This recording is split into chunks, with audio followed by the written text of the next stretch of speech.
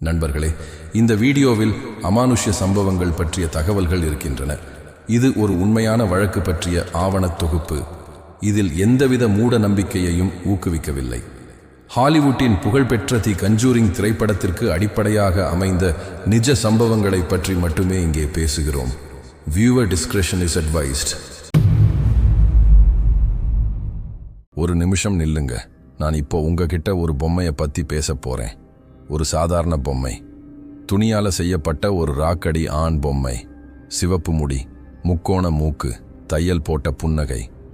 பார்க்கிறதுக்கு ரொம்ப அப்பாவியா இருக்கு. ஒரு சின்ன குழந்தை கட்டிப்பிடிச்சு தூங்குற மாதிரியான பொம்மை. ஆனா இந்த பொம்மையோட பேரு அனாபெல். இந்த பொம்மையால ஒரு மனிதன் இறந்திருக்கான்.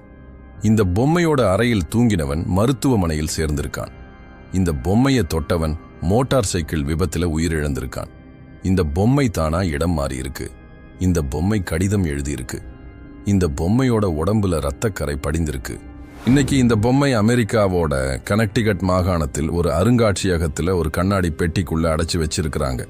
அந்த பெட்டி மேல ஒரு எச்சரிக்கை அட்டை ஒட்டி இருக்கு. அதுல என்ன எழுதி இருக்குன்னா, எச்சரிக்கை, எக்காரணம் கொண்டும் இந்த பெட்டியை திறக்காதீர்கள். ஒரு பொம்மையை ஏன் கண்ணாடி பெட்டிக்குள்ள அடைச்சு வைக்கணும்? ஒரு பொம்மையை ஏன் இவ்வளவு பயப்படுறாங்க?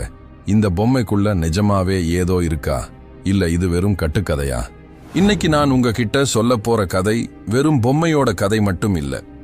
ஹாலிவுட்ல வந்த தி கன்ஜூரிங் படத்துக்கு அடிப்படையான உண்மையான பேரன் குடும்பத்தோட பயங்கரமான அனுபவம், சாபமிடப்பட்ட ஒரு வீட்டோட வரலாறு, பேய் ஆராய்ச்சி வரலாற்றிலேயே மிகவும் புகழ்பெற்ற எட் மற்றும் லாரன் வாரன் தம்பதியரோட விசாரணை.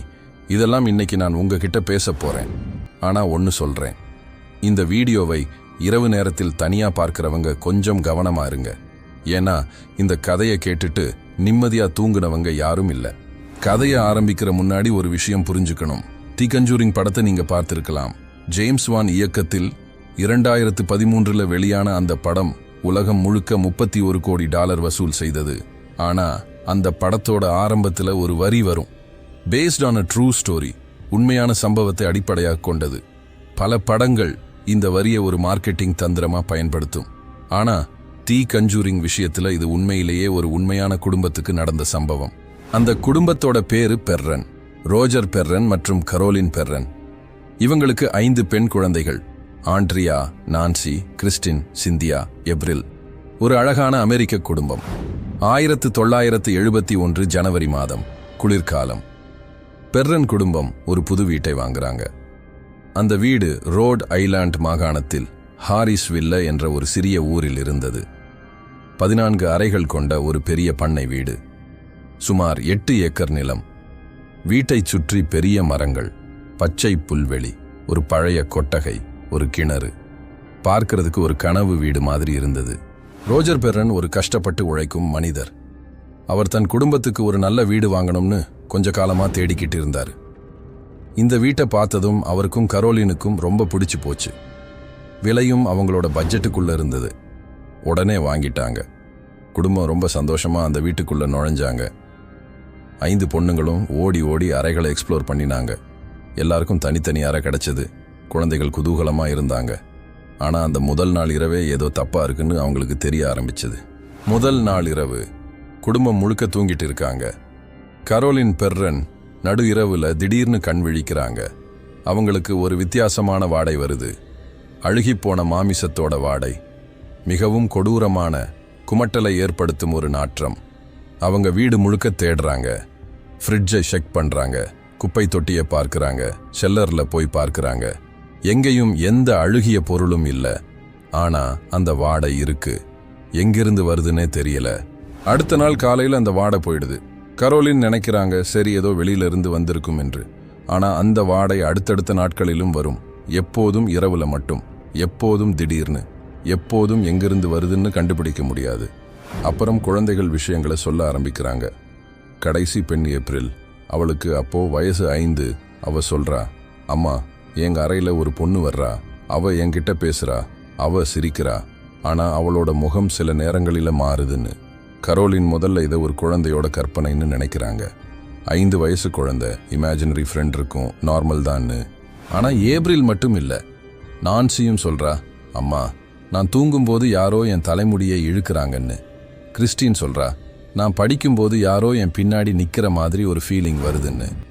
ஆண்ட்ரியா, மூத்த பெண், அவ சொல்றா, அம்மா, எங்க அறையோட கதவு இரவுல தானா திறக்குது, நான் பூட்டி வச்சாலும் தானா திறக்குதுன்னு.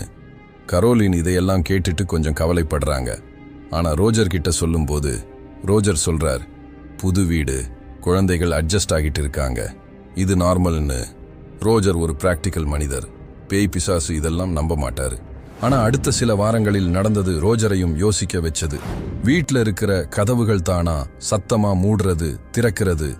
ஆரம்பத்துல காற்றுன்னு நினைச்சாங்க, ஆனா எல்லா ஜன்னல்களும் மூடியிருக்கும் போது கூட கதவுகள் தானா அசையுது. ஒரு நாள் இரவு சமையலறையிலிருந்து ஒரு பெரிய சத்தம் வருது. ரோஜரும் கரோலினும் ஓடி போய் பார்க்கறாங்க. சமையலறையில் இருக்கிற எல்லா நாற்காலிகளும் டேபிளின் மேல தலைகீழா வச்சிருக்கு. யாரோ ஒவ்வொரு நாற்காலியையும் தூக்கி டேபிளின் மேல கவிழ்த்து வச்சிருக்கிறாங்க. 5 குழந்தைகளும் தூங்கிக்கிட்டு இருக்கிறாங்க. வீட்டில் வேற யாரும் இல்ல. இன்னொரு நாள் இரவு கரோலின் படுக்கையில படுத்திருக்கிறாங்க. திடீர்னு அவங்க காலை யாரோ பிடிக்கிற மாதிரி ஒரு உணர்வு வருது. அவங்க கண்ணை திறந்து பார்க்கறாங்க. படுக்கையோட அடியிலிருந்து ஒரு கை நீண்டு வந்து அவங்க காலை பிடிச்சிருக்கு. அந்த கை ஐஸ் மாதிரி குளிர்ச்சியா இருக்கு. கரோலின் கத்துறாங்க. ரோஜர் ஓடி வர்றாரு. படுக்கையோட அடியில பார்க்கறாங்க, யாருமே இல்ல. இது ஒரு தடவை இல்ல, 2 தடவை இல்ல, தினமும் ஏதாவது நடக்குது. வீட்டில் இருக்கிற எல்லா கடிகாரங்களும் ஒரே நேரத்துல நின்னு போகுது. எல்லா கடிகாரங்களும் காட்டுற நேரம் 3:17. ஏன் அந்த நேரம், ஏன் 3:17? யாருக்குமே தெரியல. செல்லர்ல, அதாவது வீட்டோட நிலக்கீழ் அறையில யாரோ நடக்கிற சத்தம் கேட்கும். ஆனா அங்க போய் பார்த்தா யாருமே இருக்க மாட்டாங்க. சில நேரங்களில் ஒரு பொண்ணோட அழுகுரல் கேட்கும். சில நேரங்களில் ஒரு குழந்தையோட சிரிப்பு கேட்கும். ஒரு நாள் கரோலின் துணி துவைக்கிட்டு இருக்கிறாங்க. செல்லர்ல உள்ள வாஷிங் மெஷின் கிட்ட போறாங்க. திடீர்னு ஒரு குளிர் அவங்களை சூழ்ந்துக்குது. அவங்க திரும்பி பார்க்கறாங்க. செல்லரோட மூலையில் ஒரு இருண்ட உருவம் நிக்குது. ஒரு பெண்ணோட உருவம், முகம் தெரியல. ஆனா அவ கரோலினை பார்த்துக்கிட்டு இருக்கா. கரோலின் கத்திக்கிட்டே ஓடுறாங்க. இந்த இடத்துல நான் ஒரு முக்கியமான விஷயத்த சொல்லணும். இது படத்துல காட்டுற மாதிரி ஒரு டிராமாட்டிக் மோமெண்ட் இல்ல. கரோலின் பெரன் இந்த அனுபவத்தை பல வருடங்கள் கழிச்சு ஒரு இன்டர்வியூல சொல்லும் போது அழுதாங்க. அவங்க சொன்னாங்க, அந்த உருவத்தோட கண்களை என்னால மறக்கவே முடியாது. அது என்னை பார்த்த விதம், அதுல அன்பு இல்ல, கருணை இல்ல, அதுல வெறுப்பு மட்டும்தான் இருந்ததுன்னு. இப்போ ஒரு முக்கியமான கேள்வி எழுது. இந்த வீட்டுக்கு என்ன ப்ராப்ளம்? ஏன் இந்த வீட்டில் இவ்வளவு விசித்திரமான விஷயங்கள் நடக்குது?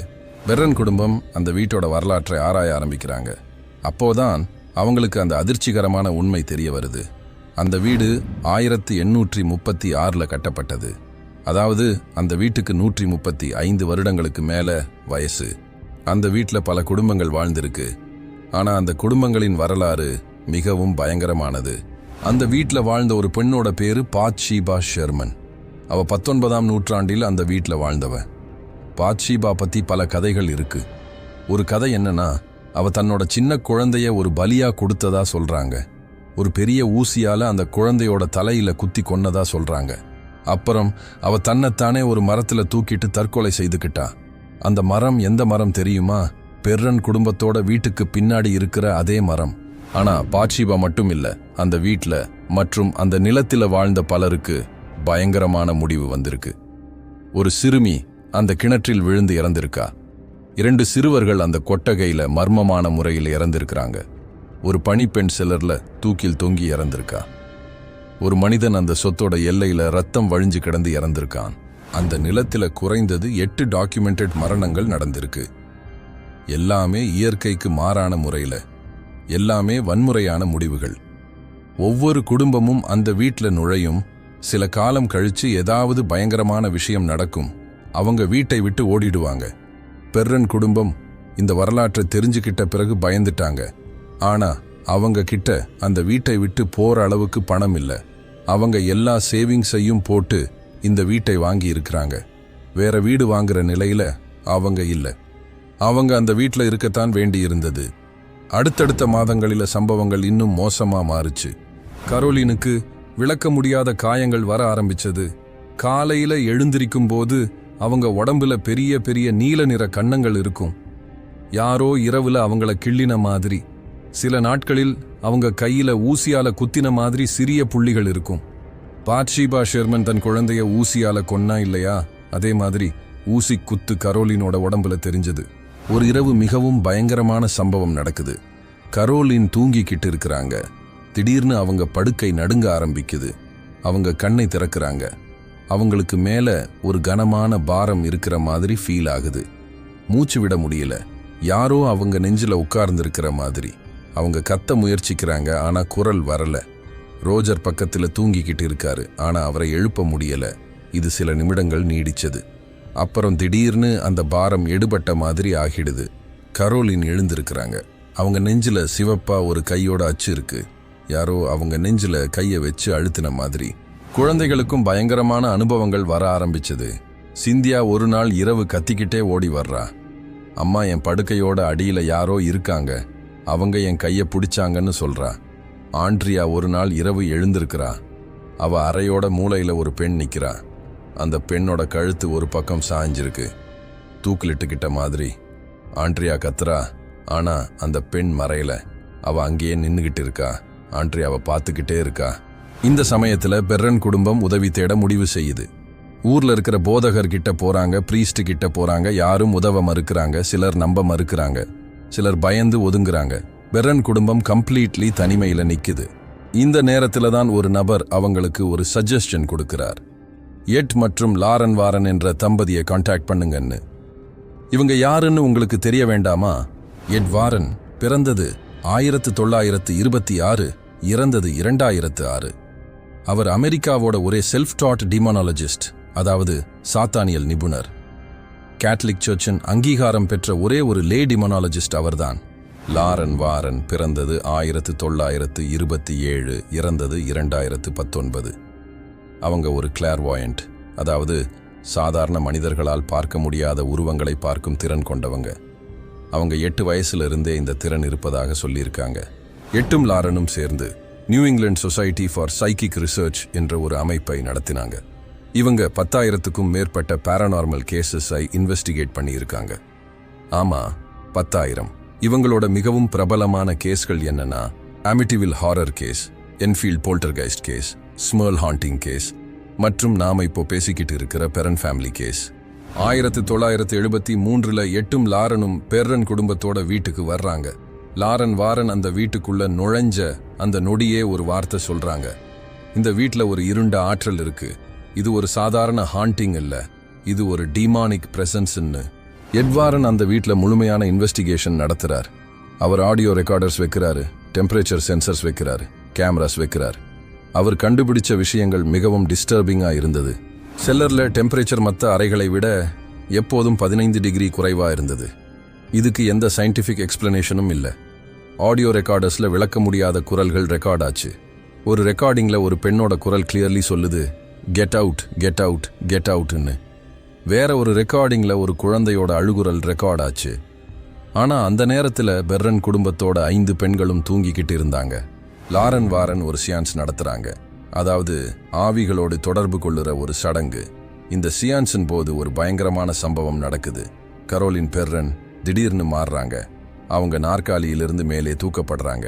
அவங்க உடம்பு காற்றில மிதக்கிற மாதிரி மேலே போகுது. அப்புறம் அவங்க ஒரு வேற குரலில பேச ஆரம்பிக்கிறாங்க. அது கரோலினோட குரல் இல்ல, அது ஒரு மிகவும் கரகரப்பான பழைய கோபமான பெண்ணோட குரல். அந்த குரல் லத்தீன் மொழியில ஏதோ சொல்லுது. கரோலினுக்கு லத்தீன் மொழி தெரியாது நண்பர்களே, ஆனா அவங்க வாயிலிருந்து லத்தீன் வார்த்தைகள் வருது. ரோஜர் பெர்ரன் பதறி போய் ஓடி வர்றார். அவர் கரோலினை பிடிக்கிறார். எட்வாரன் ஹோலி வாட்டர் தெளிக்கிறார், பிரேயர்ஸ் சொல்றாரு. சில நிமிடங்கள் கழிச்சு கரோலின் நார்மலுக்கு வர்றாங்க. ஆனா அவங்களுக்கு என்ன நடந்துச்சுன்னே தெரியாது. அவங்களுக்கு அந்த சில நிமிடங்களோட ஞாபகமே இல்ல. ரோஜர் பெர்ரன் அன்னைக்கு இரவு ஒரு முடிவு எடுக்கிறாரு. எட்டும் லாரனும் இனிமேல் இந்த வீட்டுக்கு வரக்கூடாதுன்னு. ஏன்னா அவங்க வர்றதற்கு முன்னாடி இந்த சம்பவங்கள் பயமா இருந்தாலும் யாரையும் பிசிக்கலி ஹர்ட் பண்ணல. ஆனா அவங்க வந்ததும் சியான்ஸ் நடத்தியதும் இந்த ஆவி அக்ரெசிவ் ஆகிடுச்சு. கரோலினை பசஸ் பண்ணிடுச்சு. ரோஜருக்கு தன் மனைவி மேல, தன் குழந்தைகள் மேல பயம் வந்துருச்சு. ஆனா நண்பர்களே, எட்டும் லாரனும் போன பிறகும் சம்பவங்கள் நிற்கல, இன்னும் மோசமா ஆச்சு. கரோலின் சில நேரங்களில் தன்னையே தானே காயப்படுத்திக்க முயற்சிப்பாங்க. அவங்க கண்கள் மாறும், அவங்க குரல் மாறும், அவங்க தன் சொந்த குழந்தைகளை மிரட்டுவாங்க. அப்புறம் நார்மலுக்கு வந்ததும் அழுவாங்க, நான் என்ன செய்தேன்னு தெரியலன்னு. பெர்ரன் குடும்பம் அந்த வீட்டில் 10 வருடங்கள் வாழ்ந்தது. ஆமா, 10 வருடங்கள். 1971 1981 வரை. ஏன் இவ்வளவு நாள் அங்க இருந்தாங்கன்னா அவங்க கிட்ட வேற வழி இல்ல. வீட்டை விற்க முயற்சிச்சாங்க, ஆனா யாரும் வாங்கல. ஊர்ல எல்லாருக்கும் அந்த வீட்டோட ரெப்யூட்டேஷன் தெரியும். 1981 ஃபைனலி அவங்க அந்த வீட்டை விட்டு வெளியேறினாங்க. ஆனா அவங்க வாழ்க்கை ஒருபோதும் பழையபடி ஆகல. 5 பெண்களும் பல வருடங்கள் மனநல சிகிச்சை எடுத்தாங்க. கரோலின் PTSD-யால பாதிக்கப்பட்டாங்க. ரோஜரும் கரோலினும் எவென்ச்சுவலி விவாகரத்து செய்துக்கிட்டாங்க. அந்த வீடு அவங்க குடும்பத்தையே உடைச்சு போட்டது. மூத்த மகள் ஆண்ட்ரியா பெர்ரன் பின்னாடி ஒரு புத்தகம் எழுதினாங்க. House of darkness, house of light என்ற பேர்ல 3 பாகங்கள். அந்த புத்தகத்தில் அவங்க எழுதினாங்க, நாங்க அந்த வீட்டில் வாழ்ந்த 10 வருடங்கள் எங்களோட சைல்ட்ஹுட்டை திருடிடுச்சு. நாங்க நார்மல் குழந்தைகளா வளரல, நாங்க பயத்துல வளர்ந்தோம்னு. இப்போ அனாபெல் பொம்மையோட கதைக்கு வருவோம். இது தனியான ஒரு கேஸ். ஆனா இதுவும் எட்டும் லாரனும் இன்வெஸ்டிகேட் பண்ணின கேஸ் தான். தி கன்ஜூரிங் படத்தில் இந்த 2 கதைகளையும் ஒன்றாக சேர்த்திருக்கிறாங்க. 1970 2 இளம் பெண்கள், டோனா மற்றும் ஆங்கி, நர்சிங் மாணவிகள், ஒரு அபார்ட்மெண்ட்ல சேர்ந்து வாழ்ந்துகிட்டு இருந்தாங்க. டோனாவோட அம்மா அவளுக்கு ஒரு பர்த்டே கிஃப்டா ஒரு ராகடி ஆன் பொம்மையை வாங்கி கொடுத்தாங்க. இது ஒரு மிகவும் சாதாரணமான பாப்புலரான துணி பொம்மை. அமெரிக்காவில் எல்லா கடைகளிலும் கிடைக்கும். டோனா அந்த பொம்மையை தன் படுக்கையில வச்சா முதல் சில நாட்கள் எல்லாமே நார்மல். அப்புறம் விசித்திரமான விஷயங்கள் நடக்க ஆரம்பிச்சது. டோனாவும் ஆங்கியும் காலையில வீட்டை விட்டு காலேஜுக்கு போவாங்க. சாயங்காலம் திரும்பி வரும்போது அந்த பொம்மை வேற இடத்துல இருக்கும். காலையில படுக்கையில வச்சுட்டு போயிருப்பாங்க.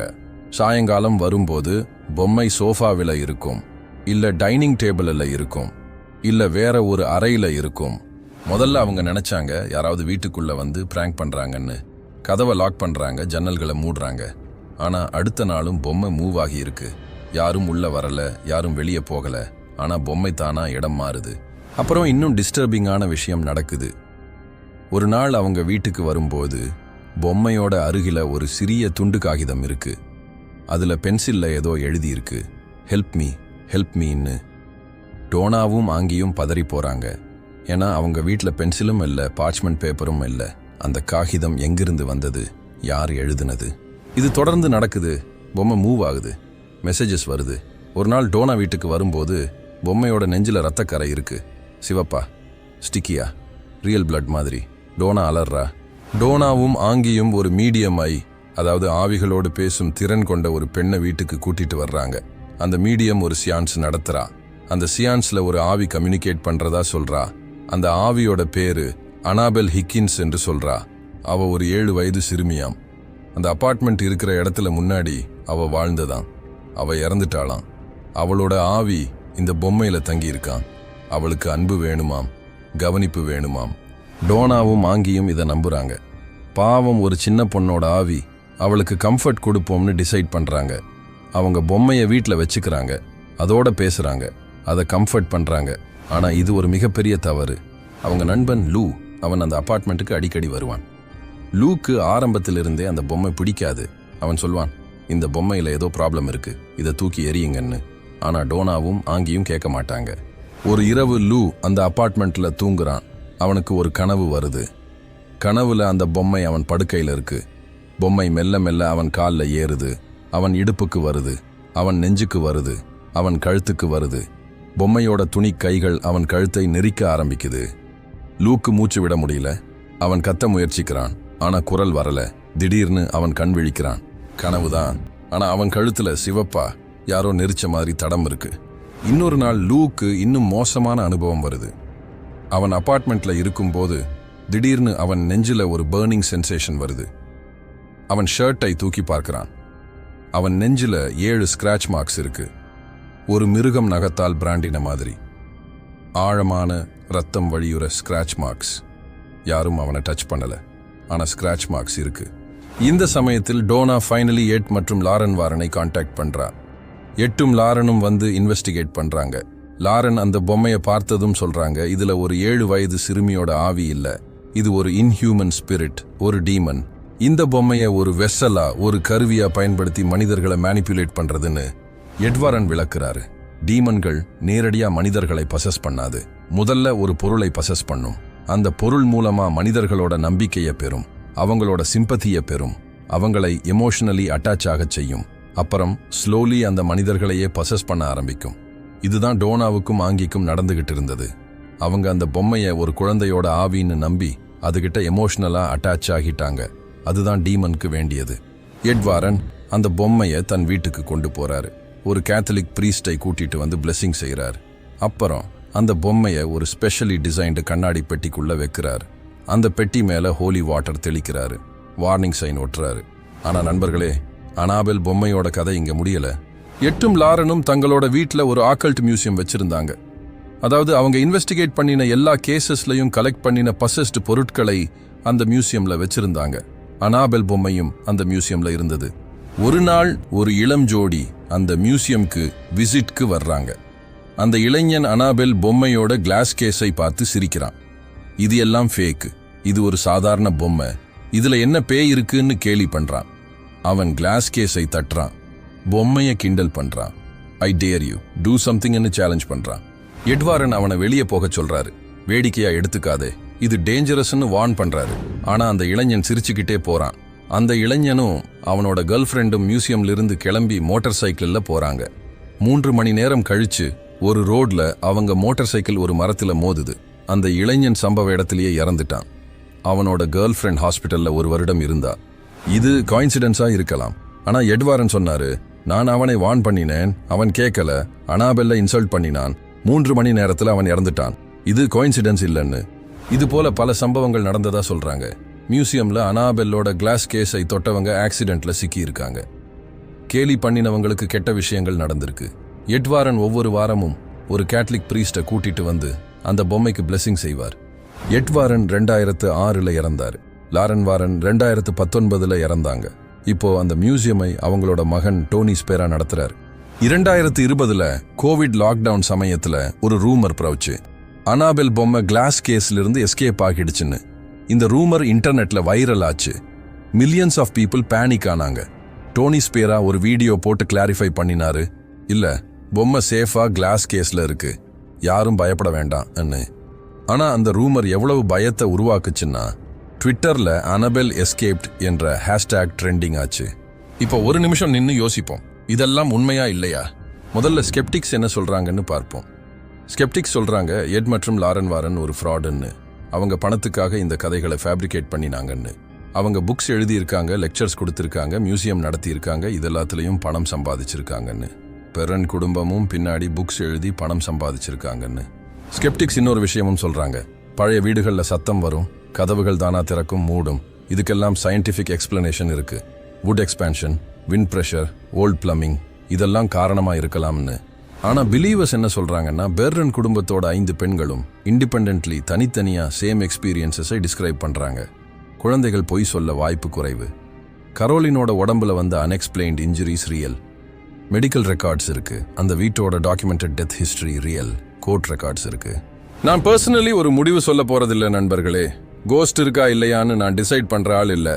ஆனா ஒரு விஷயம் மட்டும் உண்மை, பெரன் குடும்பம் பட்ட வேதனை ரியல். அவங்க 10 வருடம் அந்த வீட்டில் வாழ்ந்த அனுபவம் அவங்கள பெர்மனன்ட்லி அஃபெக்ட் பண்ணிருச்சு. அது சூப்பர் நேச்சுரலா இருந்தாலும் சைக்காலஜிக்கலா இருந்தாலும் அவங்களோட பெயின் ரியல்.